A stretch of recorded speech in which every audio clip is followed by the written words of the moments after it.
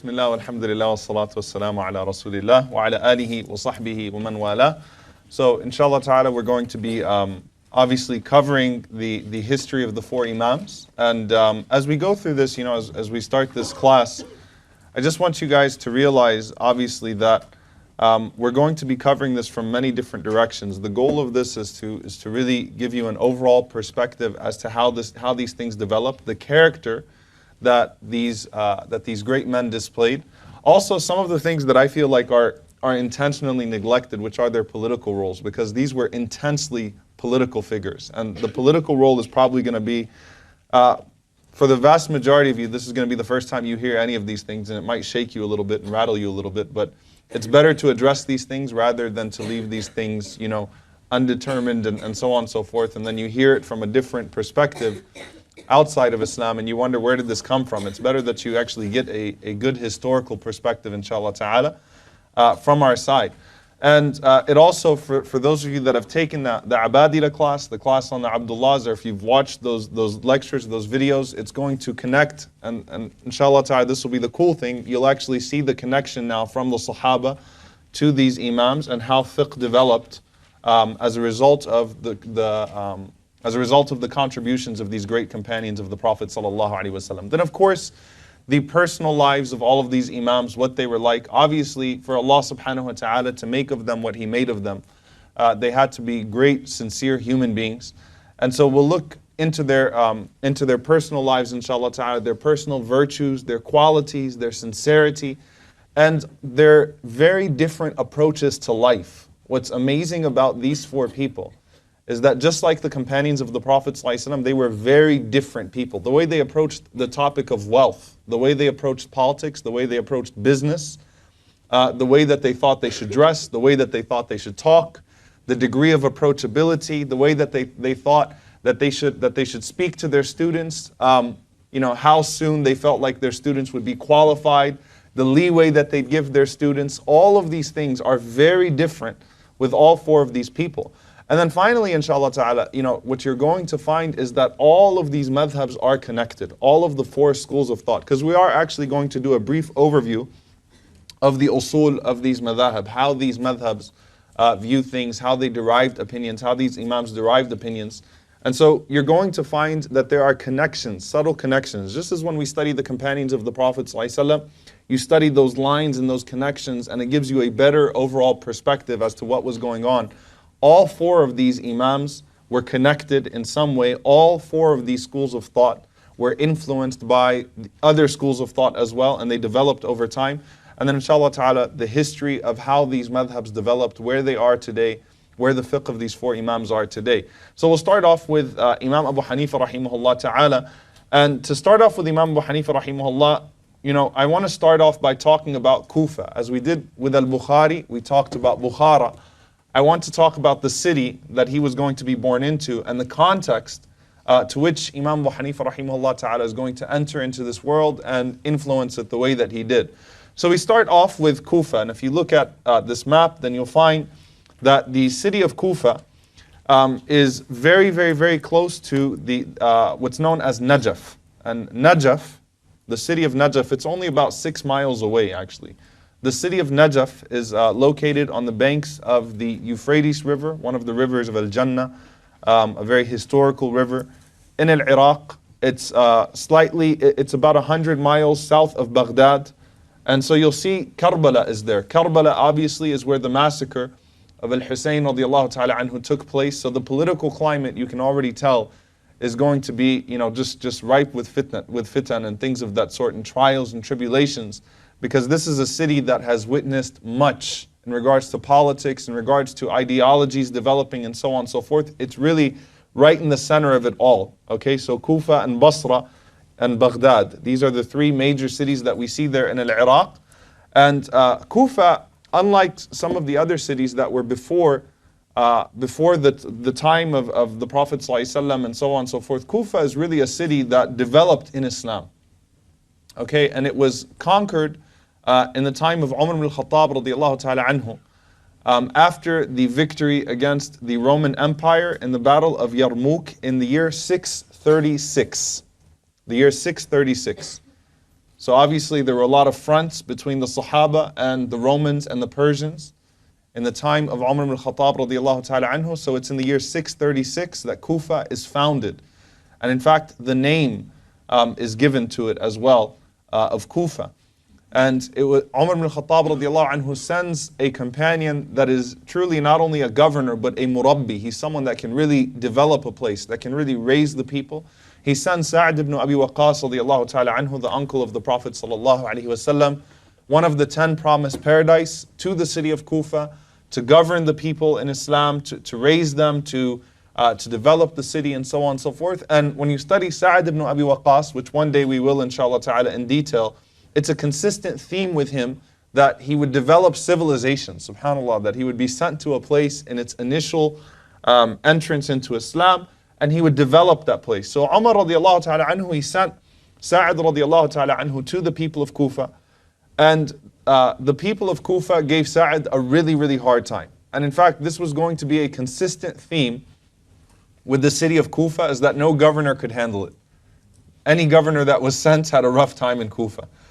And Sa'd he complained about them, they complained about Sa'd. Umar ibn Khattab radiallahu ta'ala anhu found Sa'd to be innocent. He obviously cleared him from everything that he was accused of. But Umar radiallahu ta'ala anhu, he let him go, because of the, what was going on between him and the people. He sent Ammar ibn Yasir radiallahu ta'ala anhu, someone obviously that holds very high distinction in the ummah as well. And he sent Abdullah ibn Mas'ud radiallahu ta'ala anhu. And Ibn Mas'ud radiallahu anhu was very close to Umar radiallahu anhu. And Umar said that I'm sending you to Kufa, not because I don't want you here. He said, I need you. And the letter that he sent with Ibn Mas'ud to the people of Kufa was actually that, look, لَقَدْ آثَرْتُكُمْ عَلَى نَفْسِي Ibn Mas'ud, that I have preferred you to myself by sending you Ibn Mas'ud. He said, it's the most difficult thing in the world for me to send a man like Abdullah bin Mas'ud outside of Medina. But essentially, this is the last straw with you people. Like if Ibn Mas'ud doesn't work out with you people, then something is really wrong with you. I mean, everyone else, there could be some room. But Ibn Mas'ud is being sent to you now. And subhanAllah, Ibn Mas'ud radiallahu anhu goes there and he develops Kufa into the center of Quranic learning. Madinatul Quran. Kufa becomes the city of Quran as a result of Ibn Mas'ud radiallahu anhu. They loved Ibn Mas'ud. Ibn Mas'ud radiallahu ta'ala anhu taught them. He became their teacher. And that's why from the 10 recitations, the 10 qira'at, we find that 5 of them originate from Kufa. 5 of them actually come from the line of Kufa. Okay, from the 10 recitations, which means Kufa is the city of Quran as a result of Ibn Mas'ud radiallahu ta'ala anhu going there and developing it. Okay. Also, Umar ibn Khattab radiallahu ta'ala anhu ended up sending to them, the last governor he sent to them was Mughira ibn Shu'bah, because the political problem still continued for the most part, but at least, they were learning and so on and so forth, and they were growing and developing. He sent Mughira ibn Shu'bah radiallahu ta'ala anhu. Now, when Umar passed away, Uthman radiallahu ta'ala anhu replaced Mughira ibn Shu'bah. Not because there was something wrong with Mughira, but because Uthman radiallahu ta'ala anhu, in fact, all of the khulafa would replace some of the governors. It was generally looked down upon to leave a governor in a place for too long.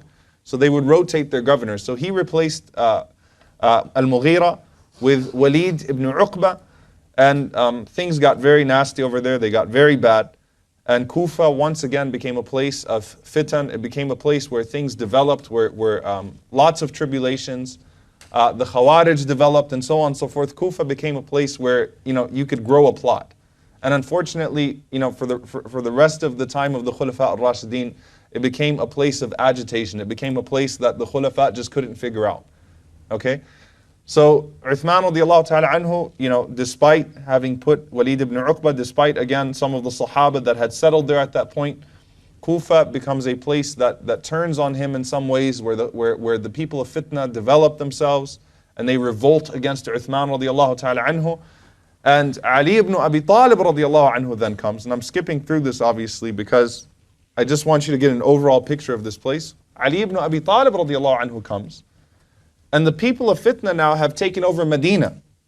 So Ali wants to move the Khilafah from Medina. So where does he move it to? The first place outside of Medina to have Khilafah was Kufa. So Ali moved the Khilafah to Kufa, radiallahu ta'ala anhu. And, there, Ali radiallahu ta'ala anhu tried to establish himself in Kufa. Obviously, it didn't go well. Things, fitna took place in Kufa. It continued to take place in Kufa. And in fact, in many places in the Ummah at that time. And Ali radiallahu ta'ala anhu was actually assassinated in the Masjid of Kufa. In the Masjid of Kufa by the Khawarij. So Ali radiallahu anhu was killed in that Masjid of Kufa. Then obviously the Khilafah goes to Al-Hasan for a couple of years. Then it goes to Muawiyah radiallahu anhu. And Muawiyah established the Khilafah where? In Damascus, in Ash-Sham. So the Khilafah went from Medina to Kufa to Ash-Sham. And Muawiyah was the beginning of the Umayyad dynasty, the Umayyad dynasty. The Umayyad period of Islam, the Umayyad period of Islam starts with Muawiyah. And Kufa never got along with Bani Umayyah. You have to understand this all the way to Abu Hanifa, by the way. Kufa never liked Bani Umayyah. All right, they always had issues with Bani Umayyah. When Yazid ibn Muawiyah took over, when Yazid ibn Muawiyah became the Khalifa, Kufa was the place actually where Al-Hussein radiallahu ta'ala anhu thought that he was going to, they called for Al-Hussein radiallahu anhu and said, we will support you against this man. And obviously things happened there, and Al-Hussein radiallahu ta'ala anhu was massacred right on the outskirts of Kufa. And subhanAllah, till today, Masjid Kufa, by the way, contains the tombs of some of the early supporters of Al-Hussein radiallahu ta'ala anhu. Muslim ibn Aqil, Hani ibn Urwa. It actually contains the graves of so many of those people that tried to make a political change at that time. And obviously the massacre of Al-Hussein radiallahu anhu took place and his people right outside on the outskirts of Kufa in Karbala. And Kufa became sort of a place that was always watched and monitored, all right, by the Umayyads, because they knew that it was a place that that was always volatile, that could always change. And so Bani Umayyah really used to subject the people of Kufa. So politically speaking, these people were frustrated for many years. And at that time now, Bani Umayyah is in Damascus, they're based in Damascus, and obviously the Umayyad Khilafah is a very disturbing Khilafah from Yazid ibn Muawiyah onwards. A very disturbing Khilafah with the exception of one man, Umar ibn Abdul Aziz rahimahullah ta'ala. Other than that, there are a lot of political abuses and things of that sort. And there are three groups that arose at that time. Three groups that arose at that time. All right? You had those that were called the Alawis. Now the Alawis means two different things in Islamic history. There are the Alawis that are the supporters of Ali radiallahu ta'ala anhu and the family of the Prophet sallallahu alaihi wasallam, the early supporters of the Prophet sallallahu alaihi wasallam's family, the early supporters of Ahlul Bayt. They were called the Alawis. Later on, when, again, Shi'ism and this entire notion of supporting the family of the Prophet ﷺ was largely political early on, and then it became theological and developed into schools and things of that sort. Later on, you have the development of theological Shi'ism, and you have what's known as the Alawis. Okay, the Asad family, the Asad regime in Syria belongs to the Alawis, which are far out. They're more extreme than the Shi'as. They believe that Jibreel alayhi salam made a mistake in bringing the message to the Prophet ﷺ. He was supposed to give it to Ali radiallahu anhu. SubhanAllah. So the Alawis, theologically, later on in history, the group that's developed called the Alawis is very different from the Alawis pre-Abu Hanifa and pre the four madhabs. Okay, so when you said Alawis at that time, you simply meant those that supported the family of the Prophet ﷺ and that were against the, they were the descendants of Ali radiallahu anhu, who was obviously related to the Prophet ﷺ, from the family of the Prophet ﷺ, and they were very opposed to the mistreatment, the way that the family of Ali radiallahu ta'ala anhu was treated. So you had that group that developed. Then you had Al-Abbasiyya, the Abbasids. And Al-Abbasiyya were the descendants of Abdullah bin Abbas radiallahu anhu, the cousin of Ali, the cousin of the Prophet ﷺ. They're the descendants of Abdullah bin Abbas. And they tried to revolt many times against the Umayyads, and they were unsuccessful most of the time until finally they overthrew them, which takes place in the lifetime of Abu Hanifa rahimahullah. The Alawis supported them. So politically speaking, there was an alliance between the Alawi group and between the Abbasids. All right? Then you had the Khawarij. And the Khawarij were the guys that just killed everybody. They made takfir on everyone. And the Khawarij arise, as the Prophet ﷺ said, in every single generation. And, they didn't get along with anybody. And they attacked this group and attacked that group. And unfortunately, it became a very nasty situation altogether. Now, Kufa and Basra contained the basis of all of these groups. That's the point here. Politically speaking, Kufa and Basra contains all of these groups politically. It was the home base of the Alawis, it was the home base of the Khawarij, it was the home base of the theological groups that were developing now, the Qadariyah, the Mu'tazila, people that denied the divine decree and so on and so forth, because political fitna gives, rise, unfortunately, to a lot of theological groups as well. And what's happening in Kufa now as well is that you have a lot of philosophies, outside philosophies coming into Kufa. So Greek philosophy makes its way to Kufa. All of the different words of Aristotle and so on and so forth, that all the works start to make their way to Kufa, and Kufa starts to develop strange ideologies at the same time. All right? So you had many deviant groups, many ideologies, many political groups, and it was also a very pluralistic society, meaning it was an accepting society. It was okay to an extent for a person to be completely on the opposite side of, understanding theology and so on and so forth. And Abu Hanifa rahimahullah is born into this environment, okay, where it's just all over the place. Kufa was all over the place. As far as, what the Umayyads tried to do, the Umayyas tried to suppress any discussion of government amongst the circles of scholars. Sounds familiar, right? The ulama were not allowed to discuss governmental politics. Why? Because they knew what pull the scholars had. And they didn't want the scholars saying anything. So if a scholar even hinted at his displeasure with the Khilafah, then he would be, oppressed and so on and so forth and imprisoned. So the scholars had to think of very tricky ways to criticize the government. Because of the situation that was there. So that's the political situation. What was the state of fiqh, the state of Islamic jurisprudence at that time? Between the Sahaba and this time. Okay?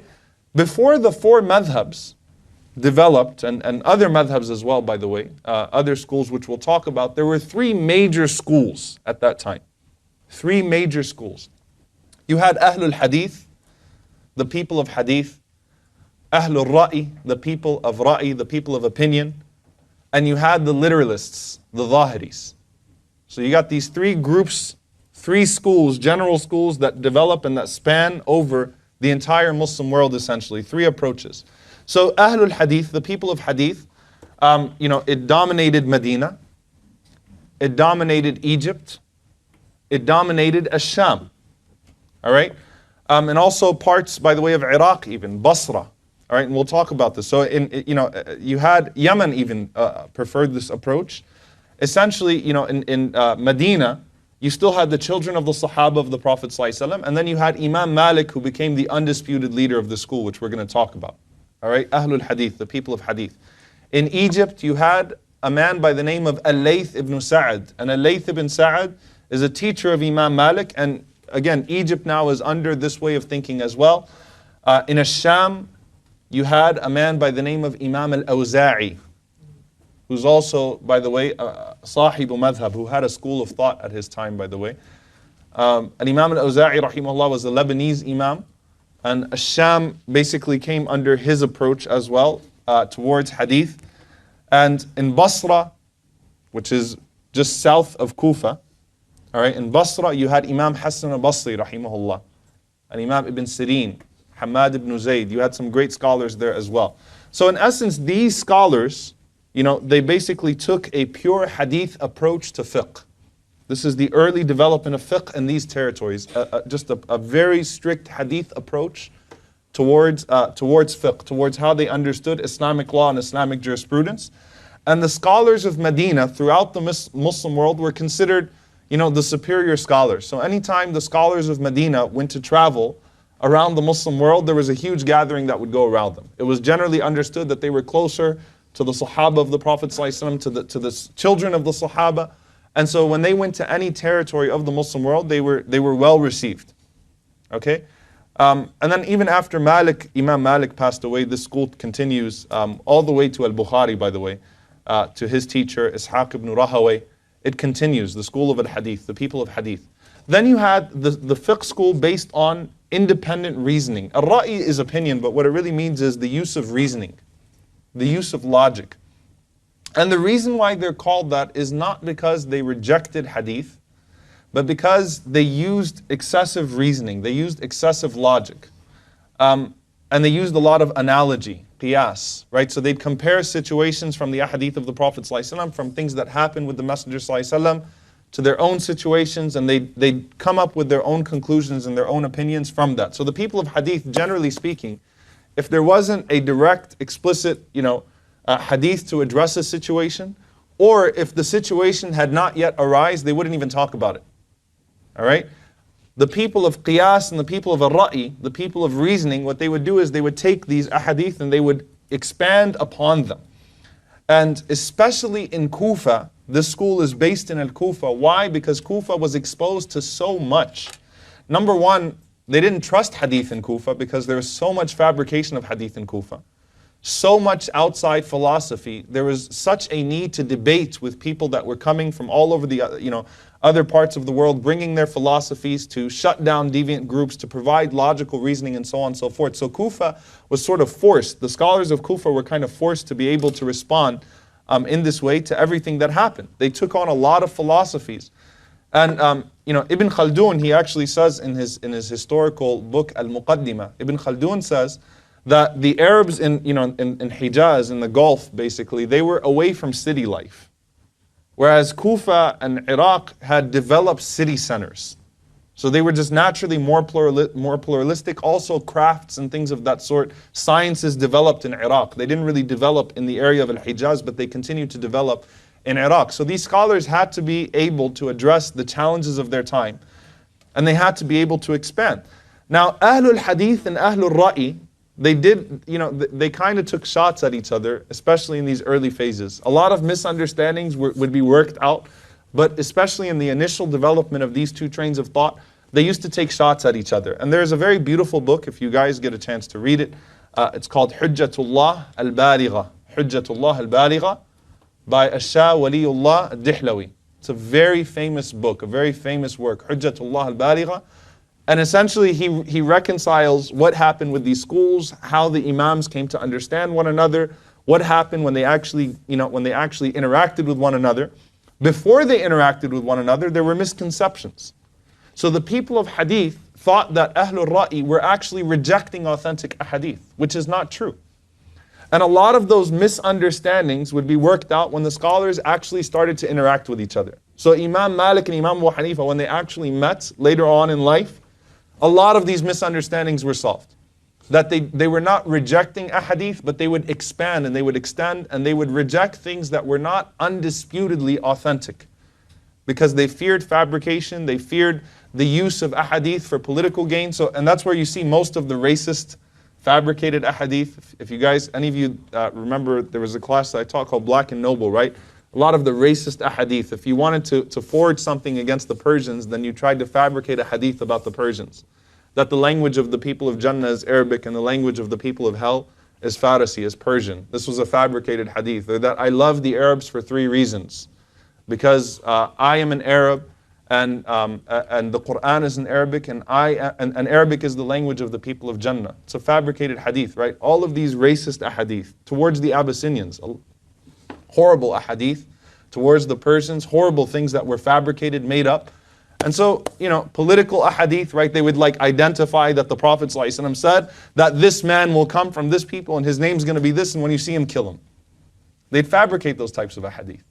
So the people, of Iraq, the scholars of Iraq from Ahl Sunnah said, we're not going to get, we're going to avoid these things unless we are sure that they are authentic, then we're going to favor instead our opinion and our logic and trying to understand things based on how we understand the Quran and the Sunnah and that which is definitely authentic. So a lot of these things were, the misunderstandings would be worked out in the time, of the development of these 4 imams. And in fact, these schools would even start to mix.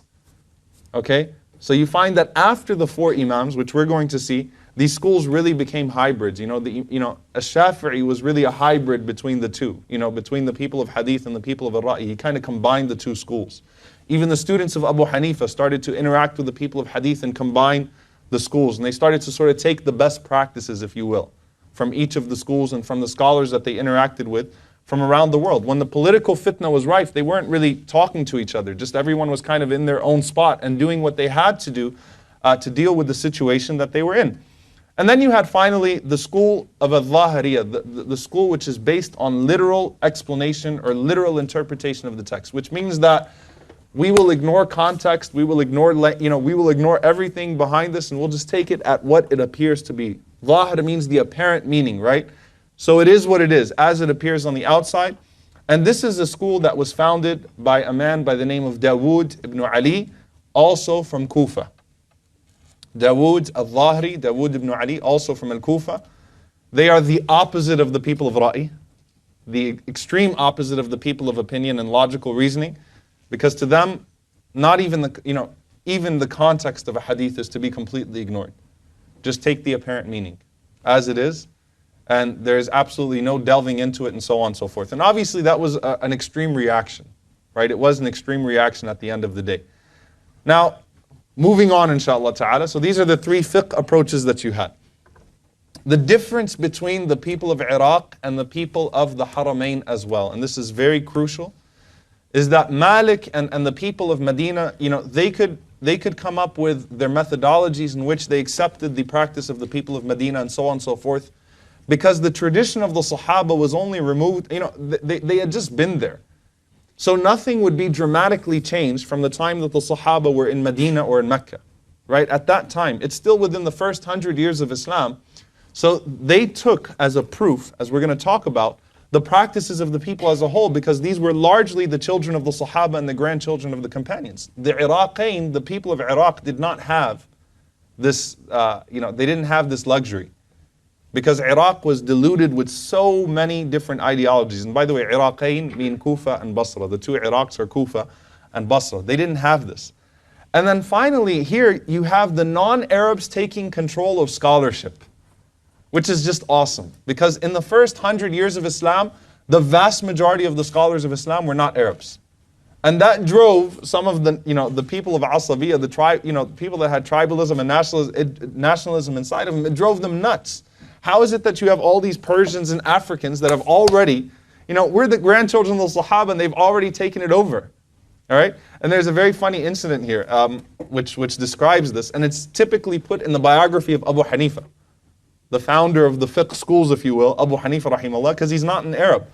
Al-Qadi Abu Layla, who's a tabi'i, Al-Qadi Abu Layla, he was someone that interacted with all of the schools of thought. He's someone that traveled and met the scholars of various regions. He sort of dedicated his life to meeting all of the different scholars all around the world and then developing his judgments. And that's why he became such a famed scholar.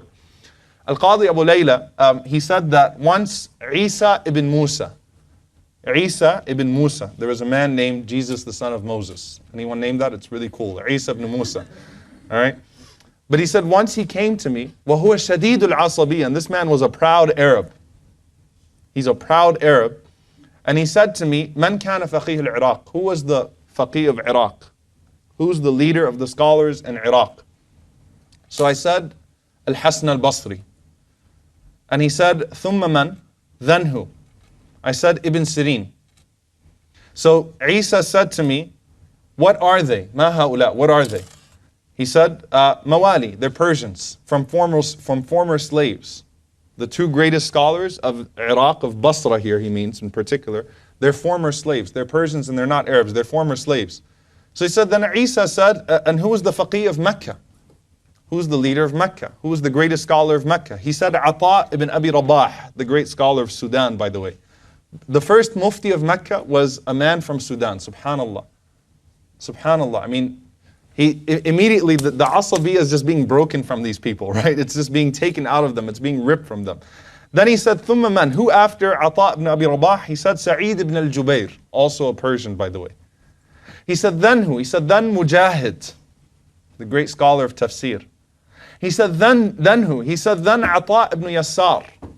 Then he said, فَمَنْ هَؤُلَاء? Isa said, who are these people? He said, they're all non-Arabs. So he said, what about Medina? I said, Zayd ibn Aslam. And he said, then who? I said, Muhammad ibn al-Munkadir. He said, then who? I said, Nafi'. And he said, what are all of those people? He said, none of them are Arabs. So he said that Isa ibn Musa, his face changed colors, like he got really upset. And he said, what about Quba? And I said, Rabi'atul Ra'i and Ibn Abi Zinad. Rabi'atul Ra'i and Ibn Abi Zinad. He said, Ma ha'ula, what are these people? He said, they're not Arabs. He said, Mawali. So he said that his face started to boil with anger. Like he's like, what's going on here? He said, what about Yemen? And he said, Tawus al-Kaysan and Wahb ibn Munabbih. Tawus al-Kaysan and Wahb ibn Munabbih. He said, Ma ha'ula, what are these? He said, they're not Arabs either. So he said, he stood up in anger. And he said, well, Khurasan, what about Khurasan? I mean, Khurasan, what's going to happen with them? Who were their leaders? So he said, Ata ibn Abdullah. And he said, who's Ata ibn Abdullah? Is he an Arab? I said, no, he's not an Arab either. So he said, he started to pace. Isa ibn Musa, like what happened to the Arab, right? We lost them all. None of the leaders, none of the scholars of our lands are Arabs. So he said, he started to pace. And he said, I got scared for him. All right, because he really looked like he was troubled. He was traumatized by this. So he said, what about Asham? So I said, Makhul. Makhul was the faqih of Asham. And he said, was he an Arab? I said, no. So he said that he started to have difficulty breathing. Right, like he started to, like what's going on with these people? So he said, what about Kufa? So he said, if I wasn't afraid that the man was going to die, if I told him who the real fuqaha of Kufa were, then I would have said to him, Hakam ibn Utbah and Hamad ibn Abi Suleiman.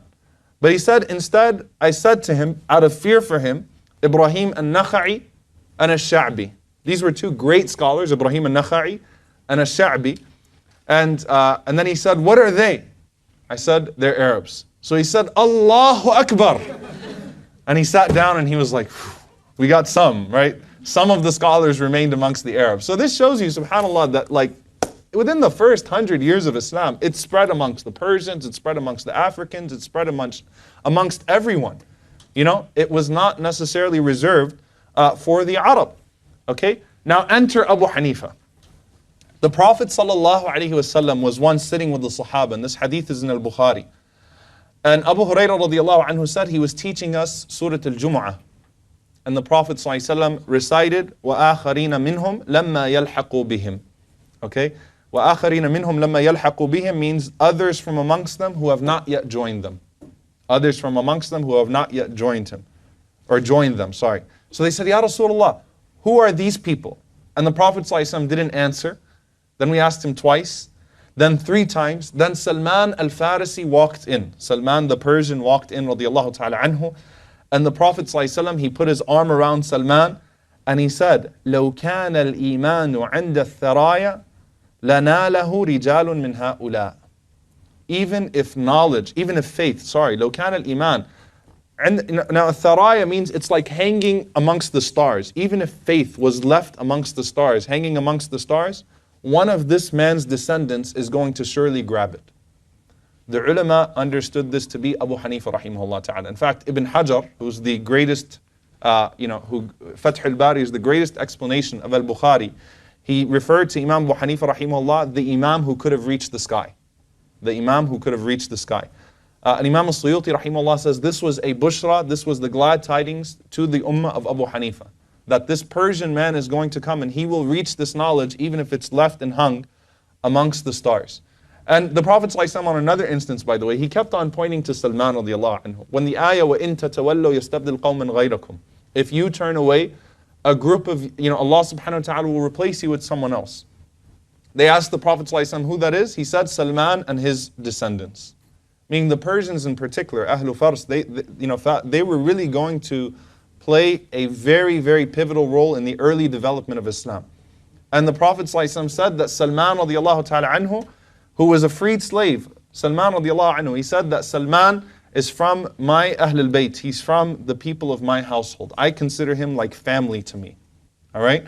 So we get to Abu Hanifa rahimahullah, and Imam al-Dhahabi rahimahullah, he says that after he wrote the volumes of, in Siyar A'lam and Nubulat, the biographies of the other Imams, he said that because he gave one volume to each of them. He said that Imam Abu Hanifa's life requires 2 volumes. That, I should write 2 volumes for Imam Abu Hanifa. And really, Imam Abu Hanifa's life is going to explain everything, by the way. It's going to really lay the ground in politics and in fiqh for how the other Imams will interact with both of those 2 very important fields in Islam. So, you find many different things about him. The books of virtues about him are many. Some of them exaggerated, some of them fabricated, some of them authentic. And so you have to be able to sort through it. Obviously, there's a great level of asabiyya, a great level of love that the people had for their imams. So they would exaggerate some of the qualities of their imams and so on and so forth. And so you have to sometimes be able to navigate through it and choose that which is authentic, choose that which is acceptable. And Imam Abu Hanifa rahimahullah, he was born in Kufa in the year 699. Which is 76 years after Hijrah, the year 699. And he died in Baghdad in the year 767. Okay, so he lived for 68 years. He only had one son by the name of Hammad. Okay, the big dispute over Imam Abu Hanifa from the very start is he a tabi'i? Does he count from the 2nd generation or does he count from the 3rd generation like the other Imams? Is he one of the tabi'in? The dispute over that is whether or not he met some of the companions who were still alive. There were companions that were still alive when Abu Hanifa was born into this world. The most likely for him to interact with was Anas ibn Malik radiallahu anhu, because Anas ibn Malik was settled in Basra. And he lived, Abu Hanifa rahimahullah lived up until the age of 14 or 15 while Anas ibn Malik was still alive radiallahu anhu. So even though there is no, no completely undisputed claim of a meeting between them, it's unlikely that he didn't meet Anas ibn Malik and didn't meet Jabir ibn Abdullah and didn't meet some of the companions that were still alive at that time. So most of the scholars said, yes, he is from the Tabi'een. He actually falls in the 2nd generation of this ummah, because it's very unlikely to say that a man like him did not meet any of these scholars. And Anas ibn Malik was known to come to Kufa as well. And Abu Hanifa comes from a religious family. And when Anas ibn Malik radiallahu anhu is going to come to a city, everyone's going to go out to see him. Anyone that would consider themselves righteous is really going to go out to see him and meet one of the last companions of the Prophet ﷺ, and the man who lived with the Prophet ﷺ for so long and documented so much of the Prophet ﷺ's life. All right? The story of his parents is a very interesting story. His father's name is Thabit ibn Zulta ibn Marzuban. Thabit ibn Zulta ibn Marzuban. Doesn't sound like an Arab name, obviously. Where is he from? From Kabul, from Afghanistan. Okay? You're welcome. MashaAllah, the one Afghani in the class is happy. Alhamdulillah. All right? Or do we have more than one Afghani here? Oh, we've got 2. Saeed, you too? MashaAllah. Okay. So we got 2 Afghanis here. So Thabit is from Afghanistan. He's from the freed slaves of Afghanistan. Came into Islam as a freed slave from Afghanistan. And Abu Hanifa's grandson, Ismail ibn Hammad ibn Nu'man, the grandson of Abu Hanifa, he says that we are from Abna'i Faris al-Ahrar. We are from the free children of the people of Persia. He said that I swear by Allah that we were never slaves. And my grandfather was born the year 80 after Hijrah, so he's referring to Abu Hanifa. And he said his father, Thabit, the father of Abu Hanifa, as a young man, served Ali ibn Abi Talib radiallahu ta'ala anhu. And Ali ibn Abi Talib radiallahu anhu made dua for him and his offspring, and we hope that Allah answered the dua of Ali radiallahu anhu for us. Meaning Ali took this, subhanAllah, we saw it in Salama going to Hassan al-Basri and Ummahat al-Mu'mineen. Right? The power of these du'as, the power of these supplications that were made by these companions. SubhanAllah, Ali ibn Abi Talib saw the grandfather of Abu Hanifa and he served him, and he made du'a for him and his dhurriyyah. He made du'a for him and his children. And we hope that Allah subhanahu wa ta'ala answered the du'a of Ali ibn Abi Talib for us. And subhanAllah, the personality types, when we talk about the influence of the Abadila, the great Abdullahs from the companions, the personality types even came into these imams. Because Ibn Mas'ud, who will influence the Hanafi madhab most, who will influence Imam Abu Hanifa most, Ibn Mas'ud was someone that gained his respect and his honor purely by knowledge and not by his lineage. No one can claim that Ibn Mas'ud reached the position that he reached because of his family or because of his lineage, and the same is true for Abu Hanifa. right? And you'll see that the same thing, Ibn Abbas radiallahu anhu, who's from the family of the Prophet ﷺ, from the Abadila, influences Ash-Shafi'i, who's also from the family of the Prophet ﷺ. And Ibn Umar, who lives in Medina and who loves the Sunnah of the Prophet ﷺ and imitates him, influences Imam Malik. So the personality types are also coming into the lives of these Imams, and we find very similar life stories as well. Now the parents of Abu Hanifa rahimahullah, their story of meeting is truly a phenomenal and beautiful story, and it shows you at-tayyibuna lit-tayyibat, pure men are for pure women. Thabit ibn Zulta, he was once walking, and this is before he gets married, to the mother of Abu Hanifa. And as he was walking, there was a tree of fruit and it was hanging over the fence of the garden. So just imagine that you're walking and you see this garden and you see this tree and it's hanging over the fence. So he grabbed one of the fruits and he ate it. Then he felt bad. So he went back to the owner of that house and he told him, look, I ate one of your fruits, I want to pay for it, and I feel bad, I didn't ask your permission, and so on and so forth. And the owner of the house, he said, you really want to make it up to me? I said, yes. So he said, marry my daughter. So he was like, okay, that's a pretty sweet deal, but he said, but here's the thing. He said, my daughter is deaf, she's mute, and she also has issues with, she also is not mentally all there. She's not going to really, she doesn't understand much.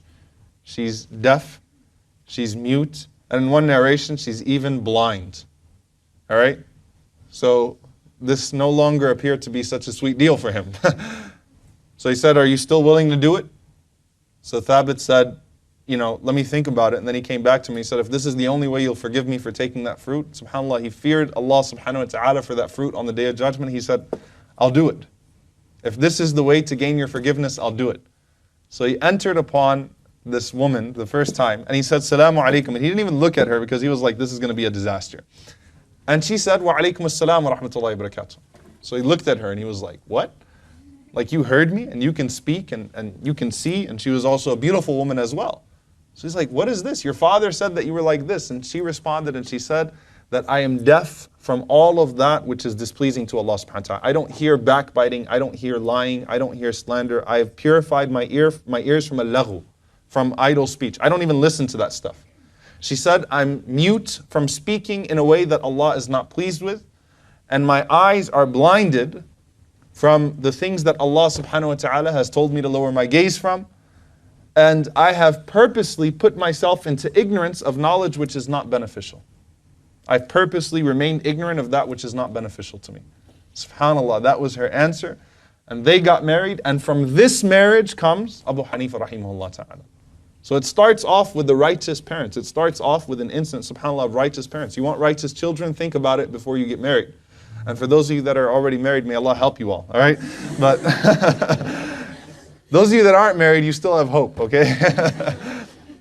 Go steal someone's apple and see how that works out for you, all right? I'm just playing. But, think about righteousness, the righteousness of your children before you actually get married. It starts off with the parents.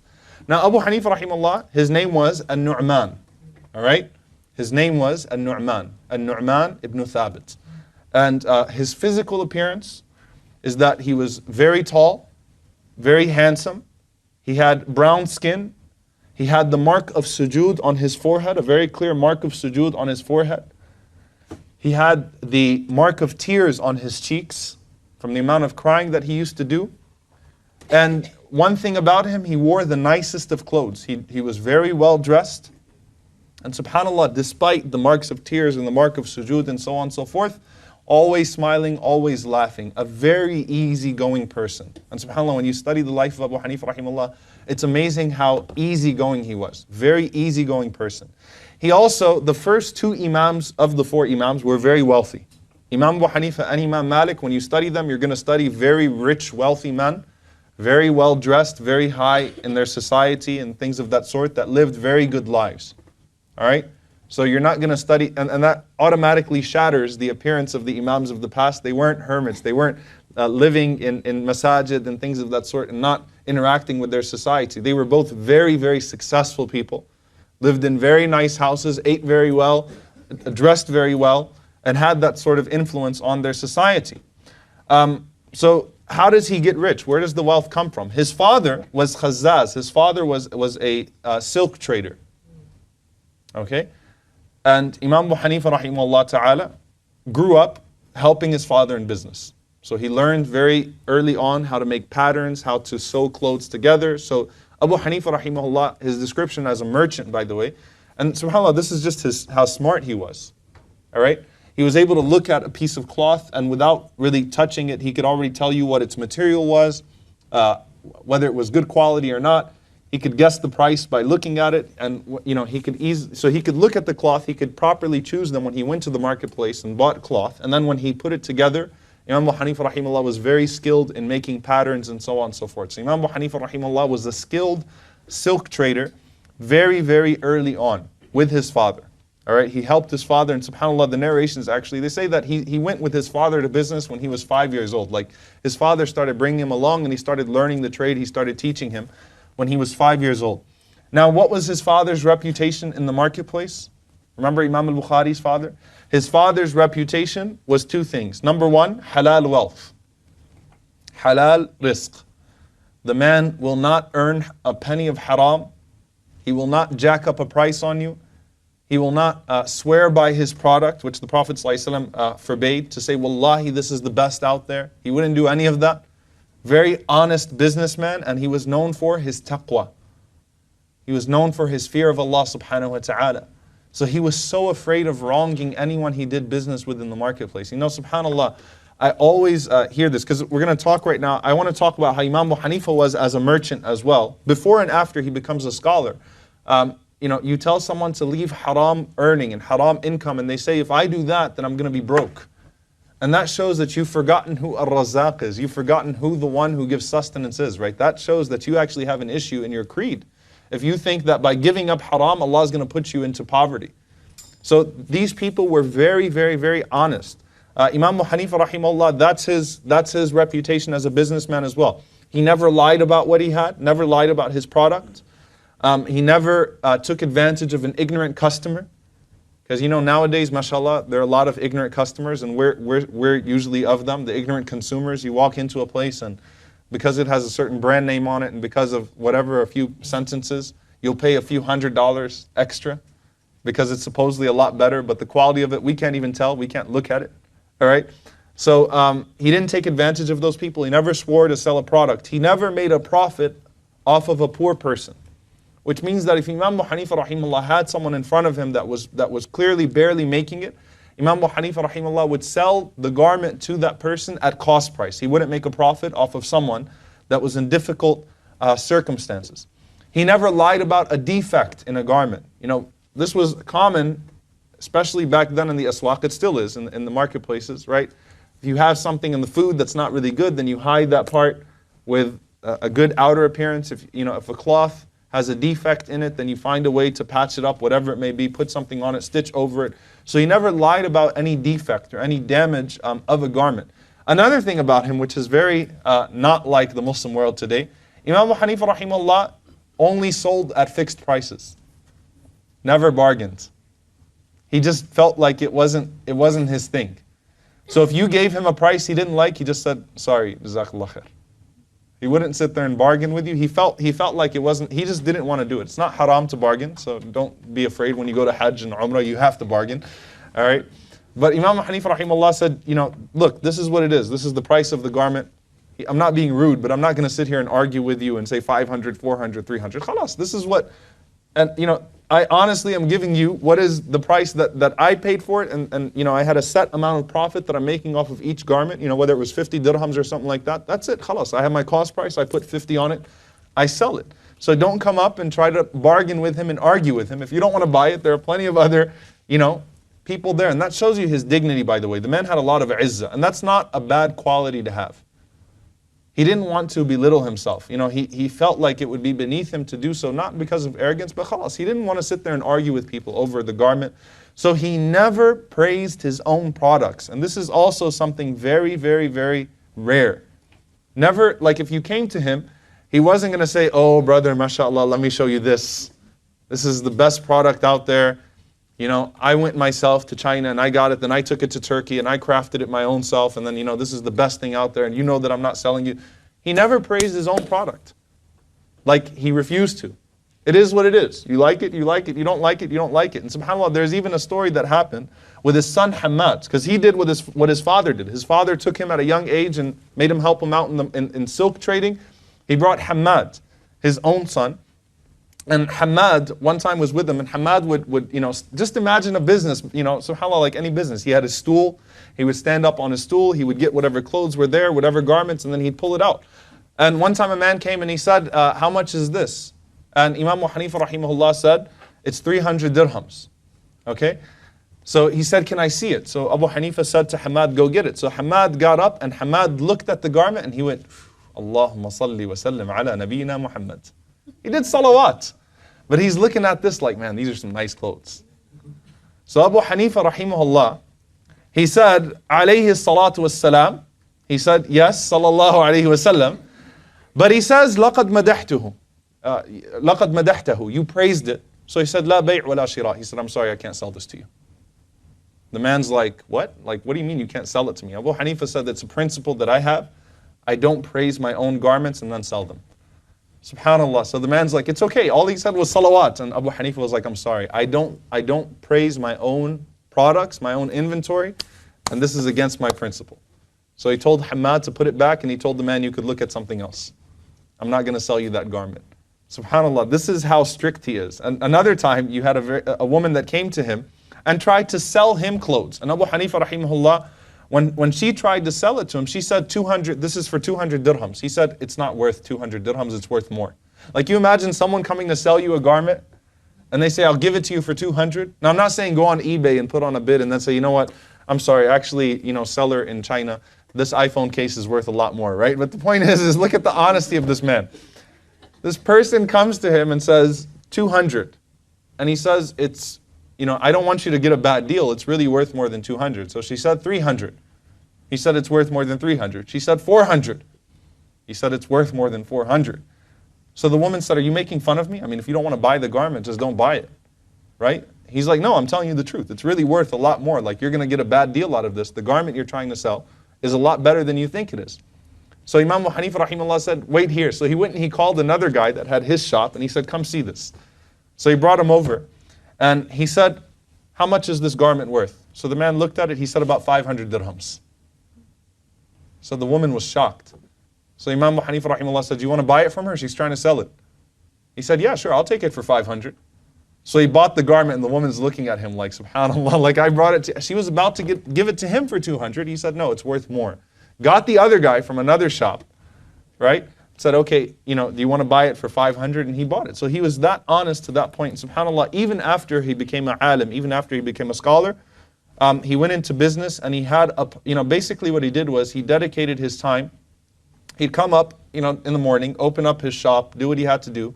Then he had a partner that would watch it by the name of Hafs ibn Abdurrahman. He told Hafs ibn Abdurrahman, you watch it and then I'll come back at night and so on and so forth. All right? So Hafs ibn Abdurrahman one day, he told him that there is a defect in this cloth. Don't sell this cloth unless you show the person the defect. Meaning, don't forget there's a defect. It's very subtle, it's very hidden, but make sure you show it to that person. So Imam Abu Hanifa rahimahullah left in the morning on that understanding. He came back and he didn't see that garment. So he said to Hafs, what happened to the garment? And he said, Inna lillahi wa inna ilayhi raji'un. I forgot what you told me. Naseet, I just forgot. And it really was that subtle of a defect that he forgot to show it just because, he was in the process, he's in the marketplace, things are moving really fast. And he forgot to. Imam Abu Hanifa rahimahullah said, do you remember the customer? He said, no. Do you remember who it is so we can go back to that person, reimburse them, do something? He said, no. He said, how much did you sell it for? He said, about 500 dirhams. Imam Abu Hanifa rahimahullah was so upset by that he fired Hafs, number one. He broke his partnership. He said, look, I can't trust you with this stuff anymore.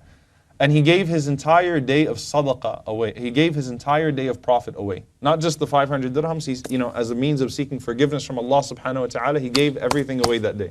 Because he was so afraid of haram money coming into his possession that he wanted to get rid of it. SubhanAllah. He just wanted to get rid of the money that day, fearing Allah subhanahu wa ta'ala for that. And he went and he got another partner. So you have that with the business side. Now, what was he with his money? What was he like with his money? SubhanAllah, he brought his son, and every day, these are the simple things. Now, I know a lot of these things, you just look at them and you say, I can't do that. Every day Imam Abu Hanifa would give his son 10 dirhams and say, go give it to some of the poor. Every single day at the end, as they were closing up their shop, he would say, take these 10 dirhams and go find the poor and give it to them. So he's also teaching his son sadaqah. He's teaching his child sadaqah at a very early age. And also we find that, subhanAllah, every Friday on the day of Jum'ah, Imam Abu Hanifa rahimahullah used to give 20 dinar of charity. Now dinars are gold coins. He would give 20 dinars of sadaqah on behalf of his parents who had passed away. His parents passed away when he was still a young man. So he would give 20 dinars on behalf of them, as the Prophet ﷺ mentioned sadaqah jariyah, a continuous charity, every single Friday. We see that once he loaned a man of money, so he was someone that used to loan people money as well. And he loaned this man 10,000 dirhams, which is a pretty large sum of money, and the man was supposed to pay him back at a certain time, and the man couldn't come up with it. And the Prophet ﷺ mentioned that those who are easy with taking back their loans will have the shade of Allah's throne on the Day of Judgment. He mentioned them as one of the categories of those people that will be under the shade of Allah's throne. You loan someone money and they're unable to make it on time, and you go easy on them. You tell them, it's okay, take a month, take 2 more months, take your time, do what you can. So this man was so shy, and he was like, Abu Hanifa is going to call me out in front of everyone. You took money from the Imam of the city, someone who's very well known. Imagine if Abu Hanifa stands up and says, that guy that you guys know, Ahmed, he owes me 10,000 dirhams. Imagine what would happen to him. So he just went into hiding. So Imam Abu Hanifa rahimahullah, one time he was walking in the marketplace, and the man went and hid behind someone's booth, because he saw Abu Hanifa. And Abu Hanifa went up to him and he said, what's wrong? And the man said, he started giving him all these apologies, like, I'm sorry, I couldn't come back to you. This happened and this happened. The same story every time. I've got a hungry daughter in the car and I don't have enough gas. And the story that you hear at every gas station. Gave him a long story, I can't pay you back, and so on and so forth. Imam Abu Hanifa rahimahullah said, you've been hiding because of that? And he said, yeah. Abu Hanifa rahimahullah, he hugged the man and he begged him for forgiveness for making him feel like he had to hide his face in society. SubhanAllah, look at the difference in character here. He's like, don't worry about the loan. He's like, I'm sorry for making you feel that way. That you even had to hide from me and hide your face in society because you couldn't pay 10,000 dirhams. We also find that one of the people he loaned the money to, and this is his fear of riba as well, his fear of interest as well. Interest is a serious thing. We're not talking about the percentages here. We're talking about something very subtle. One time he's walking out and he started to rest under, again, there were trees that were coming out of someone's garden. It was covering a certain area, so he rested under that shade. And he said, by the way, do you guys know who this house is for? So they said the name of a person that Abu Hanifa had given money to. He loaned him money. So Imam Abu Hanifa got up and he sat outside of the shade and he sat in the sun. And he said, why are you sitting outside of the shade? And he said, because I fear that Allah will consider it riba. Allah would consider it interest if I benefit from His shade as well as the money that He's going to pay me back with. SubhanAllah, I don't even want to benefit from His shade, And Allah subhanahu wa ta'ala charged me with that on the Day of Judgment. There are many, many different things. There are so many things, incidents with his money. But I'll just mention 2 more, then inshallah ta'ala we'll move on. There's a narration from Ali ibn Abi Talib radiallahu ta'ala anhu that Ali was asked, how much money do you need to survive? How much money do you need to do well? So he said 4,000 dirhams. All right, 4,000 dirhams. So Imam Abu Hanifa rahimahullah, he would always count his money to 4,000 dirhams, and anything above that, he would give it away in charity. So he took that principle of Ali radiallahu ta'ala anhu to only keep with him 4,000 dirhams and to, support students of knowledge, to feed the poor, and so on and so forth. Now that's obviously something very, very hard to do. But it's just to mention his virtues here. And one of the most beautiful things I'll mention here as well with his sadaqah, he used to tell the people that he'd give money to, he would say to them, spend to fulfill your needs. Go ahead and fulfill your needs. And don't thank anyone except for Allah subhanahu wa ta'ala. Don't thank anyone except Allah subhanahu wa ta'ala. He said, I did not give you anything of my own possession. This wasn't my wealth that I gave to you. But it's a blessing of Allah subhanahu wa ta'ala that was transferred to you through me. And he said, this is the profit of your own spending. Allah subhanahu wa ta'ala decreed, this money will come to you. because of something that you did or because of Allah's mercy upon you. I was just the means. Like, I'm just the middleman in this transaction. So don't thank me and don't praise me. This is from Allah to you. And Ibn al-Qayyim rahimahullah, he actually said, you know, when you give sadaqah, don't see yourself as giving charity to a person, but instead see that Allah is using you to deliver money to someone that Allah has decreed for them. And you're just blessed to be in the process, that Allah subhanahu wa ta'ala used you as the middleman. So now we talk about the development of the imam, the sheikh. People in the marketplace back then, as many people do now, do you think that they just sit there and they just not talk about anything, that they just sit there and look at each other? No, people in the suq used to talk about religion and politics. Right? And if they had cricket or soccer or football back then, I'm pretty sure they would talk about that stuff too. Right? But religion and politics, even if they knew nothing about it, these were discussions. You know, people would sit and talk about the news of the day. Right? And, you know, they didn't have cell phones to distract them and things of that sort. So they had no one to talk to but each other. Okay? So it's not like everyone was sitting behind his booth. No, they were talking to each other. So Imam Abu Hanifa rahimahullah gained a reputation from speaking to people and so on and so forth, and you know, that being a very bright and intelligent man, being someone that was good at debating the issues of the day, he was very much in tune with what was going on with the religion, with the politics. And by the way, these are turbulent times. Imam Abu Hanifa rahimahullah, before he's a scholar, this was the time of Hajjaj. Hajjaj killing people, you know, wreaking havoc on the ummah. One of the men that Abu Hanifa met as a child and loved, Sa'id ibn al-Jubayr, radiyallahu ta'ala anhu. Sa'id ibn al-Jubayr was so great that Ibn Abbas radiyallahu anhu, someone came in from Mecca, he's like, Sa'id ibn al-Jubayr is in Kufa, why are you coming here? Sa'id ibn al-Jubayr revolted against Hajjaj and was murdered by Hajjaj. So politics was a hefty topic, it was a heavy topic in the suq, and they would also talk about religion. And so now you have the first influence in Imam Abu Hanifa's life outside of his parents. You have a man by the name of Amir ibn Sharahil al-Sha'bi. Amir ibn Sharahil al-Sha'bi. Al-Imam al-Sha'bi. Imam al-Sha'bi rahimahullah is a man. Al-Sha'bi, what does Sha'bi mean in the Arabic language? What does Sha'b mean? People, right? So what would Sha'bi mean? He's good with people. Sha'bi literally would mean you're popular. So his nickname was the popular Imam. He was a popular Imam. Why was he so popular? He was hilarious. All right, he was really, really funny. He was really knowledgeable. He was a great scholar of fiqh, great scholar of hadith, very sharp man, very intelligent man. But he was really, really easygoing and funny and popular. SubhanAllah, he got along with everybody. So everyone, you know, when they would say which Imam, they would say Ash-Sha'bi, right? The one that everyone loves. SubhanAllah, which shows you again, the influence that's going to be in Abu Hanifa's life is going to be a very healthy influence. Imam Ash-Sha'bi is a man that would always joke around, even in his fatawa, even in the way that he responded to his questions. Someone asked him, you know, there's a very famous question. Someone asked him, what was the name of Shaitan's wife? What's Iblis's wife's name? You talk about, you know, ilm la yanfa', you know, knowledge that's of no benefit. What is it going to help you to know the name of Shaitan's wife? All right? So Imam al-Sha'bi said, you know, I don't know, he didn't invite me to the wedding. You know? So he was hilarious. And subhanAllah, multiple fatwa from him. That you can even see the humor in everything he responds to, there's humor in it. SubhanAllah, he always throws in something there to make it lighthearted. One time he was asked, one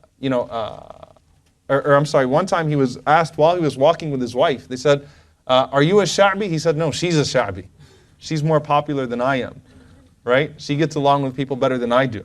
And subhanAllah, I mean, he used to joke around with his family, he used to joke around with people. One time he wanted to be left alone in the house, so he drew a circle on the door because people would just keep coming to his house and bothering him. So when he's trying to study, everyone's bothering him, right? So here's what he did. He drew a circle on the door and he told his wife, he said, if anyone comes here and asks for me, point to the circle and say he's not here right now. That way you won't be lying, right? Just say he's not here right now. All right? Don't say he's not here, just say he's not here right now so I can have my time to study and to prepare. So Sha'bi rahimahullah is walking in the suq one day. He's walking in the marketplace and he sees Imam Abu Hanifa. And Imam Abu Hanifa rahimahullah is not known to any circles of knowledge. He's never studied fiqh. He's just a really honest, good merchant, young man, 20, 21 years old. So, you know, he's a really just handsome, bright young man. He sees him having conversations with the people in the suq. He sees him debating. And Imam Abu Hanifa rahimahullah says, مَرَرْتُ يَوْمًا عَلَى الشَّعْبِ وَهُوَ جَالِسٌ قَدْ دَعَانِي فَقَالَ لِي. That one time, I was walking in the suq and I saw a Sha'bi, and he was sitting down, and he called me, فَقَالَ لِي, and he said to me, إِلَى مَنْ تَخْتَلِفْ, who do you go to? Who do you go to? إِلَى مَنْ تَخْتَلِفْ, who do you go to for your issues? Who do you go to study with, and so on and so forth? And Imam Abu Hanifa didn't understand the question. So he said, أَخْتَلِفُ إِلَى الْأَسْوَاقِ, like I go to the marketplaces. Right? He said, no, that's not what I'm talking about. He said, I'm talking about min al-ulama, from the scholars. Like, who do you study with? And Imam Abu Hanifa rahimahullah said, nobody. So he said to him, لا تغفل, don't live your life like a heedless man. وعليك بالنظر في العلم, and focus on learning beneficial knowledge. ومجالسة العلماء, and sitting with the scholars. فإني أرى فيك يقظة وحركة.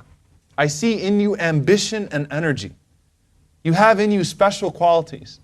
Don't waste your time. Like, you need to go and learn. You need to go sit with scholars. You're a brilliant man. Don't let your mind go to waste. And he keeps on praising him and encouraging him and saying to him, look, go study and make something of yourself. You don't belong here just as a silk trader. SubhanAllah, look at how one person's encouragement can lead to a complete change of life, a complete change of heart.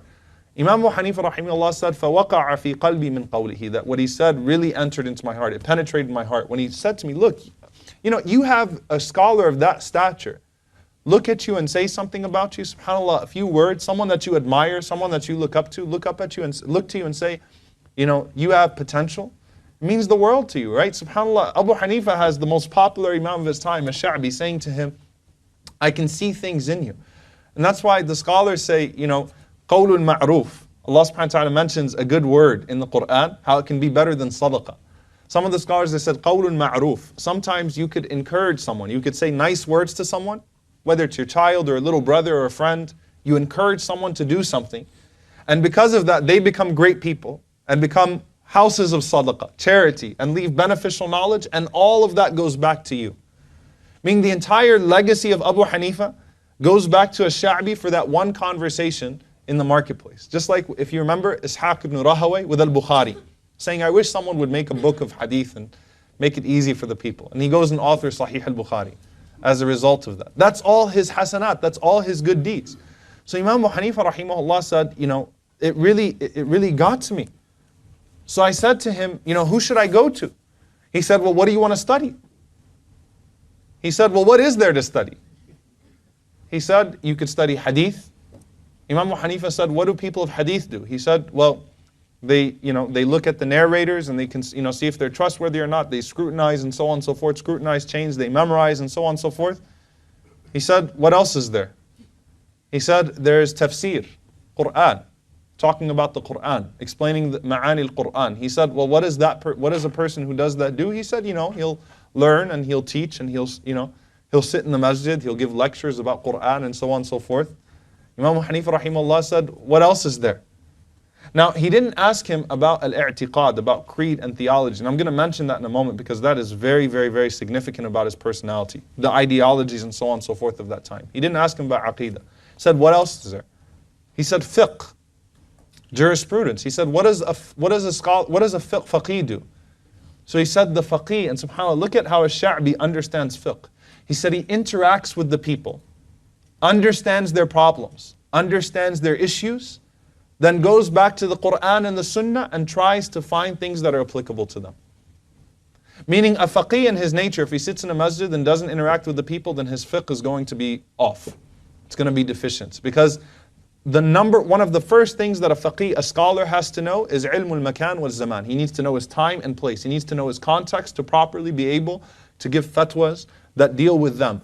And he sees fuqaha as people that help people. So Abu Hanifa said, I like that one. I'll do fiqh. Who should I go to for fiqh? This is his conversation. He said that you could go to Hamad ibn Abi Suleiman. So it's going to start off with Hamad here. Hamad ibn Abi Suleiman, the first teacher that Abu Hanifa is really going to spend time with. Now, I want to bring up something here. There were a lot of ideologies here, a lot of theologies, creeds, movements. Why didn't he study that? Because Imam Abu Hanifa, at a very early age, when people would start to debate these things, subhanAllah, look at his words. He said, I don't want to have anything to do with these debates. They said, why? He said, because it seems like the only thing you do in these debates of aqa'id, of creed, is you try to make the other person a kafir. I see no good in that. Like at the end of the day, what you're trying to prove is that the other person is outside of the religion. Doesn't understand aqeedah, doesn't understand the religion. Isn't that what all debates of aqeedah tend to be? Respond to this person, respond to that. We said, what good is that? I don't see any good in that. In debating over theology and ideologies and then making the other person out to be a kafir.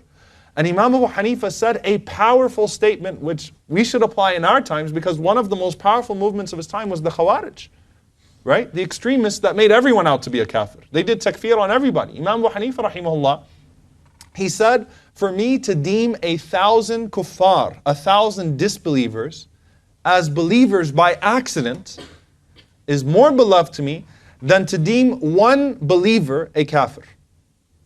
I'd rather make a mistake and say that 1,000 people that are in truth disbelievers are actually believers, like make a makhraj for them, make a way out to say that they are actually believers, than to take one mu'min, one believer, someone who's in actuality a believer, and say that he's a non-believer. I don't like that. That's not my thing. And subhanAllah, that tolerance, by the way, will show itself in his madhab as well, in his school of thought as well. So he didn't want to have anything to do with that. Now, one thing also that's very important is that just because a Sha'bi told Abu Hanifa that now you need to spend time with the scholars, doesn't mean Abu Hanifa sold his business and said, I'm not going to work anymore, and I'm just going to go become a scholar and see how things go from there. He continued to be a successful businessman. And some of the people criticized him for that. They're like, you could do so much more if you just sold your business. Like the ummah will take care of you. There were salaries. There were, people, contrary to what people think, people did pay for Islamic education back then. We'll see it in Ash-Shafi'i. Ash-Shafi'i couldn't afford to get in halaqat too. They had classes. The ulama were paid as, on the basis of their teaching as well. Right? Abu Hanifa is the exception here. So he said to Abu Hanifa, look, you don't need to own a business anymore. Just sell your business and we can take care of you. People will take care of you. You'll be well off. And he said that, he said, I don't want to become dependent upon the people so that the people start to think that I'm being unethical. Meaning, if I maintain my financial independence, if I'm giving fatwa, then I'm not going to be at the mercy of the people here. It's very hard to give a fatwa against the guy that pays your salary, isn't it? Right? What's the problem that we have with our masajid structures today? Right? The imam is not truly an authority in the masjid because the imam at the end of the day works for the board, and a lot of times the imam is subjected to that. He's not able to speak. So Abu Hanifa said, I'd rather maintain my financial independence so that I can be completely free of this and say whatever I want to say. Then he said something powerful. He said, you don't learn true tawakkul, true trust, and true ethics until you own a business. Like when you own a business and deal with the people, that's when your taqwa is really put to test. Your tawakkul in Allah is really put to test. The bad months, the good months, even people that invest in things, like your tawakkul in Allah is going to be put to the test. It's going to be put to trial. You're really going to go through things. And if you don't fear Allah, the first place that it's going to show is in the way that you deal with your money. If you have a deficiency in your taqwa, it's going to show in your money, in the way that you deal with your money. So he remained in his business, and not only that, he used to buy clothes for his students. So when you became a student of Abu Hanifa, he'd dress you in a uniform. He'd get you nice clothes, nice shoes. He'd sponsor your household if he had to, if he saw potential in you. And some people said to him, why do you dress so nice? And why do you make your students dress so nice? And he said that this is what Allah subhanahu wa ta'ala means when he says, وَأَمَّا بِنِعْمَةِ رَبِّكَ فَحَدِّثْ. Rasul, to show the blessing of Allah upon you. The Prophet ﷺ said, if Allah has blessed you with something, then you show it. It's not showing off. He said, rather it's that people don't feel bad for you and feel that you're in need of them. Like there was a culture that the students of knowledge were all poor and they were in need. He said, I don't want people to feel bad for tulab al-ilm, for the students of knowledge. I want them to understand we're dignified, we're fine. And he said, if the kings knew the happiness that we were in, if the kings knew the happiness that we were in, they would send their armies to sanction us and take it away from us. Meaning we are so pleased in our ilm, like we're happy in our ilm, we're pleased in our pursuit of knowledge. If they only knew where true happiness comes from in studying and in learning this religion, then they would send kings to sanction us. Okay, so he remains successful in his business, but again, he gets a partner to watch at times when he can't be there, and he continues to monitor it, and Allah continued to put barakah in his business. He died very wealthy, rahimahullah ta'ala. Very, very, very wealthy. We also see now, let's go to the teacher. You guys want a break, or you want to, should we go for another 10, 15 minutes? Should we take a break? 10, 15 minutes or not? Should we go through his teachers or not? Okay. His first teacher, Hamad ibn Abi Suleiman al-Kufi.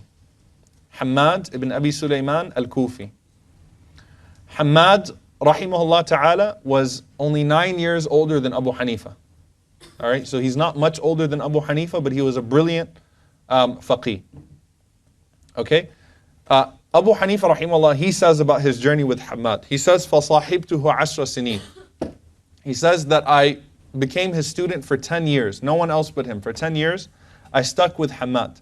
He said, ثُمَّ نَزَعَتْنِي نَفْسِي لِطَلَبِ الرِّيَاسَةِ. He said, then my nafs told me that I should go become a scholar now. That I have, and subhanAllah, he's being honest. He said, my nafs, myself deluded me into thinking that I should have my own halaqah now. He says, فَأَحْبَبْتُ أَنْ أَعْتَزِلَهُ وَأَجْلِسَ فِي حَلَقَةٍ لِنَفْسِي. So I decided, I love that I would, I want to have my own halaqah now, and I can leave him and I can do my own thing now. He says, فَخَرَجْتُ يَوْمًا بِالْعَشِي وَعَزْمِي أَنْ أَفْعَلْ. He says, so I went out one day, and it was inside of me that khalas, I'm going to tell Hamad that I'm going to leave him and I'm going to do my own thing. He says, فَلَمَّا دَخَلْتُ الْمَسْجِدَ وَرَأَيْتُهُ. He said, when I entered into the masjid, I was about to tell him and I saw him sitting there. He says, لَمْ تَطِبْ نَفْسِي أَنْ أَعْزِلَهُ. He said, like my nafs wouldn't allow me to leave him. He says, فَجِئْتُ وَجَالَسْتُ مَعَهُ فَجَاءَهُ فِي تِلْكَ اللَّيْلَةِ نَعْيُ قَرَابَةٍ لَهُ قَدْ مَاتَ بِالْبَصْرَةِ. Hamad was originally, it seems like he might have been from Basra. So he said that one day, after I was sitting with him for some time, one of his family members passed away in Basra. So he left to Basra. وَتَرَكَ مَالًا وَلَيْسَ لَهُ وَارِثٌ غَيْرَهُ. That this relative of his that died in Basra had no inheritor except for him. So Hamad was going to inherit the money, and this was also a relative, meaning he really had to go there. He says, فَأَمَرَنِي أَنْ أَجْلِسَ مَكَانَهُ. So he told me to sit in his place. So this was his first experience as teaching. He says, فَمَا هُوَ إِلَّا أَنْ خَرَجَ حَتَّى وَرَدَتْ عَلَيَّ مَسَائِلٌ لَمْ أَسْمَعَهَا مِنْ. He said that's when I started to hear questions and things of that sort that I'd never heard before. And he says, فَكُنْتُ أُجِيبُ وَأَكْتُبُ جَوَابِي. I would respond to these questions and I would write down my answers. He says, فَغَابَ شَهْرَيْنِ. Then, Hamad was out for 2 months. ثُمَّ قَدِمْ. And then he came back. فَعَرَضْتُ عَلَيْهِ الْمَسَائِلِ. I told him what was asked to me and how I answered.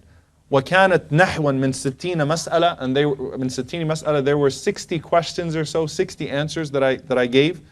And he says that فَوَافَقَنِي فِي 40 وَخَالَفَنِي فِي 20. He agreed with 40 and he disagreed with 20. He says, فَآلَيْتُ عَلَى نَفْسِي أَلَّا أُفَارِقَهُ حَتَّى يَمُوتْ. I told myself I'm never going to leave this man until he dies. And that's exactly what happened. Abu Hanifa stayed with Hamad until his death. He had one teacher for this entire time, Hamad ibn Abi Suleiman. And subhanAllah, the description is that when Abu Hanifa first got to the halaqah, he sat in the back. He just sat in the very back. This was his first exposure to knowledge at that level. So he goes and he sits in the back. He said then Hamad recognized that he was answering in a certain way, that he was really participating well. So Hamad told him, come sit in the front row. So he started to sit in the front row.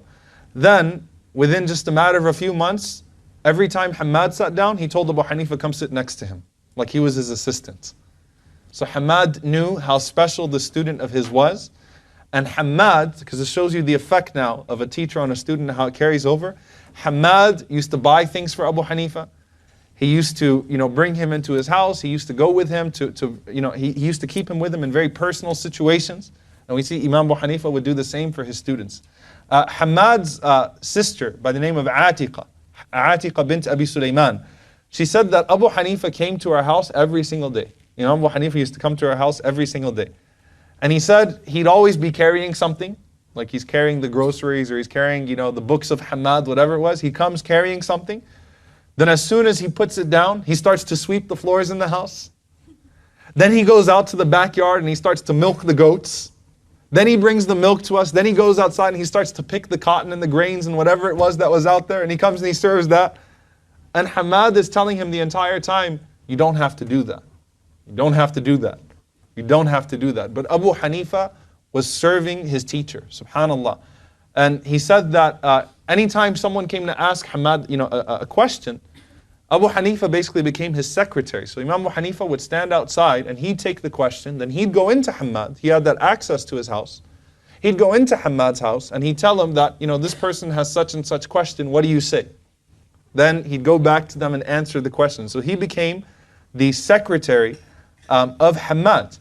And Hammad, he says that when my father, Hammad had a son in Basra. And he said, when my father came to Basra in those 2 months where someone passed away in his family, he said that he would cry every day, and we thought he was crying because of the death of his relative. Until we asked him, why are you crying every day? And he said, I miss Abu Hanifa. SubhanAllah, think about the love that he had for him. Like, this is very powerful and profound, the love between the teacher and the student. That, I'm missing Abu Hanifa. And he said it's as if no one from his family passed away. Like, he's crying about his student that he's going to go back and see. He said, I miss Abu Hanifa. And so he loved Abu Hanifa rahimahullah. Abu Hanifa loved him, and Imam Abu Hanifa rahimahullah had such respect for him. Imam Abu Hanifa, he said that Hammad lives 7 blocks away from me. 7 blocks away from me. And he said, Wallahi, I never even stretched my legs in the direction of his house or used the restroom in the direction of his house. And obviously he's exaggerating, just talking about how much I respect him, how much I learned from this man, even though he was only 9 years older than me. So he even said it. He was only, we're in the same generation here, but he's only 9 years older than me. They're technically, the same age. It's not the story of this really old man and this really young man. He's only 9 years, but he said, I respected him so much. And he says, and this is beautiful, he says, Wallahi ma sallaytu salatan. Mundu an mata Hammad, he said, I swear by Allah that I've never prayed a prayer since Hammad died, passed away, illa astaghfartu lahu ma'walidayya, except that I sought forgiveness for him when I seek forgiveness from my own parents. Wa inni la astaghfiru liman ta'allamtu minhu ilman aw 'allamtuhu ilma. And he said, I always seek forgiveness from my teachers and all of my students. So subhanAllah, istighfar, that's the best way you can reward your teachers, is to make dua for them. Allah subhanahu wa ta'ala to forgive them. So he said, not a single salah, except that I sought forgiveness for Hammad, and I would always seek forgiveness for all of my teachers, anyone that I learned from and anyone that I taught. Hammad passed away at the age of 49 years old, when Imam Abu Hanifa rahimahullah was 40 years old. And Imam Abu Hanifa rahimahullah automatically assumed Hammad's spot. It was natural that Imam Abu Hanifa, who's been sitting with him for all these years, next to him, his secretary, that when Hammad passed away and he was the alim of Kufa, the scholar of Kufa, it was just natural that Imam Abu Hanifa moved into his spot, and it was with absolutely no objection. So none of the other students of Hammad thought that they were on the level of Abu Hanifa, which is very rare in Islamic history. Usually when the teacher passes away, there's a whole, 5-6 years of fighting over who his greatest student was and who's the person that should succeed him. When Hammad passed away, Abu Hanifa just slid in. It was a natural progression. But Imam Abu Hanifa continued to be a student as well, and this is powerful. It's not like he just took the place of Hammad and he stopped learning. He continued to travel. He continued to go back to Ash-Sha'bi and study from him. He went to Ibrahim an-Nakha'i, studied with him. Okay, he went to the great scholars that he could. Sa'id ibn Jubayr, it seems at some point, he met him. He traveled the Muslim world, and he met the great scholars from other lands. So he studied with Ata ibn Abi Rabah, the Mufti of Mecca that we spoke about. He met Nafi', Mawla ibn Umar. Nafi', the freed slave of Ibn Umar radiallahu anhu. He met him and he spent some time with him in Medina, and he's one of the main teachers of Imam Malik. And so he exposed himself to all of the different schools, which makes him the balanced person that he is, by the way. He exposed himself to the people of hadith, he exposed himself to all of the different schools of thought that were out there, all the different fiqhs that were out there. He studied with the family of the Prophet ﷺ that was left over. So there's a great imam by the name of Imam Ja'far al-Sadiq. Now Imam Ja'far al-Sadiq, the Sunni Imam Ja'far, is very different from the Shi'i Imam Ja'far, in the sense that the account of Imam Ja'far al-Sadiq from the perspective of Ahl Sunnah is that this was a great Sunni Imam. This was a great Imam that taught all of the 4 Imams narrated from Imam Ja'far.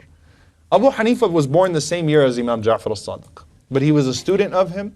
He was a student of his father, Muhammad al-Baqir, rahimahullah, the family of the Prophet ﷺ, those that were left over. And inshallah ta'ala, I'll go ahead and I'll give you guys a break. Then we're going to talk about his qualities. We're going to talk about his politics, his madhab, and the legacy of that madhab. So we'll take a 10-minute break, inshaAllah ta'ala, and we'll start back at 9:45. Jazakumullahu khairan. Assalamu alaikum wa rahmatullahi wa barakatuh.